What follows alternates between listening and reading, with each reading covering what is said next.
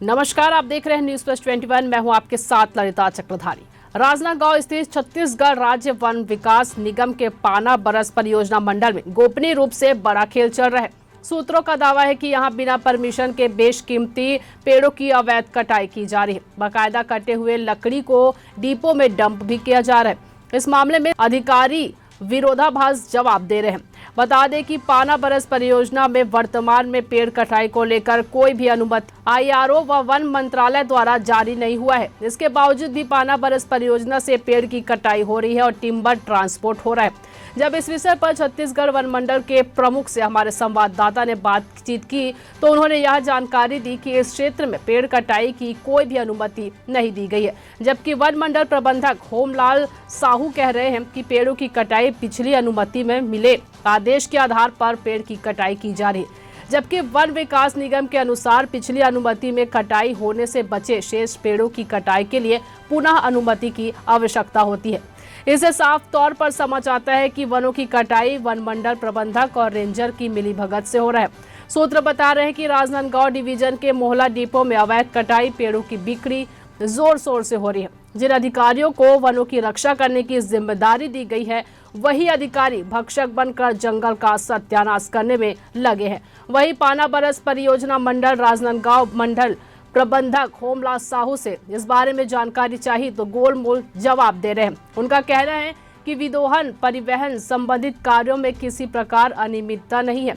वहीं जब हमने फोन पर बात की तो पुराने आदेश के तहत पेड़ काटने की बात कही।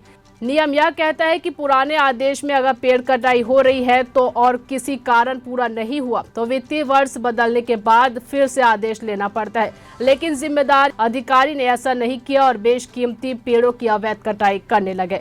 हमारे साथ हमारे संवाददाता जुड़ चुके हैं, उनसे जानते हैं इस मामले पर पूरी जानकारी। बताइए, जिस तरह से अवैध रूप से कटाई चल रही है वन विभाग में, इस पर क्या कहना है? देखिए, ये पाना बरस परियोजना क्षेत्र का मामला है और ये राजनांदगांव डिवीजन में आता है। आपको बता दें कि पेड़ों की जो कटाई हो रही है उसकी अभी कोई शासकीय अनुमति जो है वो नहीं है अधिकारियों के पास। उसके बाद भी जो है पेड़ों की जो कटाई है वो जोर शोर से चल रही है। इस मामले में मैंने थोड़ी और जानकारी जुटाई है। आपको बता दूं कि पिछले वर्ष जो है पेड़ों की कटाई की अनुमति आई थी, जहां पर कुछ उस क्षेत्र के कुछ पेड़ों की कटाई करनी थी, लेकिन उस अनुमति के बाद कुछ पेड़ बच गए थे। लेकिन उसी पेड़ों को पुराने अनुमति के आधार पर फिर से काटा जा रहा है, जबकि नियम यह कहता है कि पुराने पेड़ों की कटाई जो पेड़ पहले की अनुमति में बच गए थे, उन पेड़ों की कटाई करने के लिए फिर से वन मंत्रालय से अनुमति लेना होता है या फिर वन मंत्रालय के द्वारा निर्देश जारी होता है। लेकिन इस मामले में ऐसा कुछ नहीं हुआ है और सीधा सीधा जो बात सामने आ रही है वो यह है कि अधिकारियों की, वन मंडल प्रबंधक की और रेंजरों की जो मिली भगत से जो है ये पेड़ों की कटाई की जा रही है। और लंबा जो खेल है इसमें वन विभाग में वो चल रहा है, क्योंकि ज्यादातर इलाकों में पेड़ों की कटाई जो है वो होती है और कई क्षेत्र ऐसे हैं जहां पर बिना अनुमति के भी पेड़ की कटाई हो रही है। यह भी सूचना मिल रही है कि अभी कुछ दिनों में जो कटे हुए पेड़ हैं इनकी नीलामी भी होने वाली है। तो एक बड़ी गड़बड़ी जो है वन विभाग में देखने को मिला है। ये राजनांदगांव डिवीजन का पूरा मामला है। पाना बरस क्षेत्र है जो कि राजनांदगांव से करीब 100 किलोमीटर 70 किलोमीटर के आसपास इसकी दूरी है और वहां पर जो है एक बड़ी मात्रा में जो है जो अधिकारियों की जो गिरोह है, ये वन मंडल अधिकारी और रेंजर के जो गिरोह है, ये क्या कर रहे हैं कि अपने आधिकारिक पद का फायदा उठाते हुए पुराने अनुमति में घोलमाला कर जो है ये पेड़ों की कटाई कर रहे हैं। तो बड़ा विषय है कि आखिर इस तरह की जब पेड़ों की कटाई होती है तो निश्चित तौर पर शासन को भी इसका नुकसान होता है और आर्थिक जो नुकसान होना है वो तो होता ही है। इसके साथ ही हमारा पर्यावरण जो है वो बर्बाद हो जा रहा है। दरअसल ये अधिकारी जो है, जो जिन्हें हम वन का रक्षक कहते हैं, वो भक्षक बन गए हैं और यही वजह है कि छत्तीसगढ़ के जंगलों की जो समाप्ति है वो तेज गति से हो रही है। अधिकारियों की मिलीभगत से जंगलों के अंदर बिना अनुमति के पेड़ों की कटाई जो है वो पूरे जोर शोर से चल रही है। जी, इस मामले को लेकर अधिकारियों से क्या कुछ बातचीत हुई है आपकी?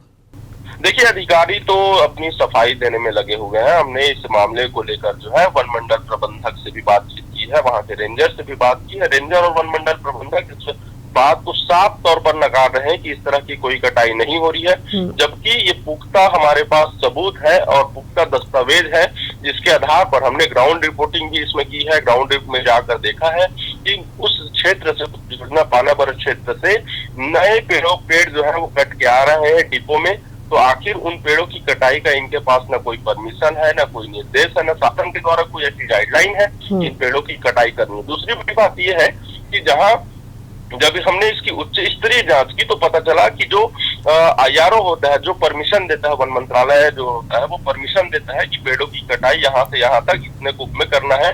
लेकिन यहाँ पर बात यह है कि जो अनुमति है वो पुराना अनुमति है, और पुराने अनुमति पर जो पेड़ बचे हुए थे जिनको काटने के लिए नई अनुमति लेने की जरूरत पड़ती है, लेकिन अधिकारियों ने नई अनुमति नहीं ली और अपना नियम और शासन का पल्ला झाड़ते हुए, अनुमति पत्र का पलड़ा झाड़ते हुए ये जो अधिकारी है पूरी तरह से मिली भगत कर भ्रष्टाचार को अंजाम दे रहे हैं और खुले तौर पर जो है शासन के नाक के नीचे जो है ये पेड़ों की कटाई कर रहे हैं।